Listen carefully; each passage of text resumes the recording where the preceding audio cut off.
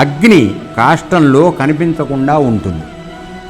Okay, ఇప్పుడేంది పైన పొగ ఇది కప్పుకుంది అనుకోండి, కనపడదు కదా, నివురు కప్పింది అంటాం.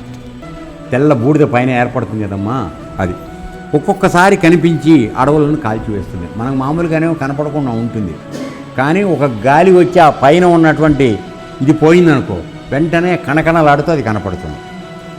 అది లేచిందంటే మొత్తం అడవినంతా తగలబెట్టేస్తుంది. అదే చెప్తున్నాడు, అడవులను కాల్చివేస్తుంది.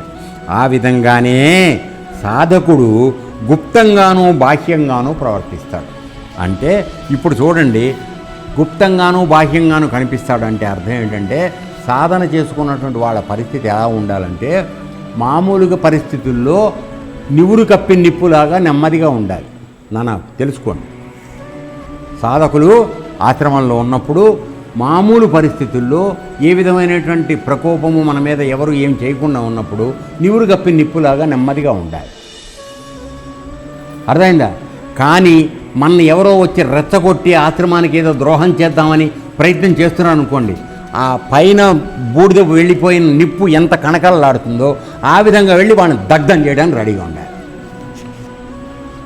అందుకని వాడు చెప్తున్నాడు, సాధకుడు గుప్తంగానూ బాహ్యంగానూ ప్రవర్తిస్తాడు. గుప్తంగా తన లోపల ఉన్నప్పుడు ఆ అగ్ని లోపల వాడుకుంటాడు, యోగాగ్ని, దాంతో యోగం చేసుకుని పరమాత్మను తెలుసుకుంటాడు. బయటకు వచ్చింది, అన్యాయం జరుగుతోంది, ఎదుటి వాడిని కాల్చవతల పారేస్తాడు.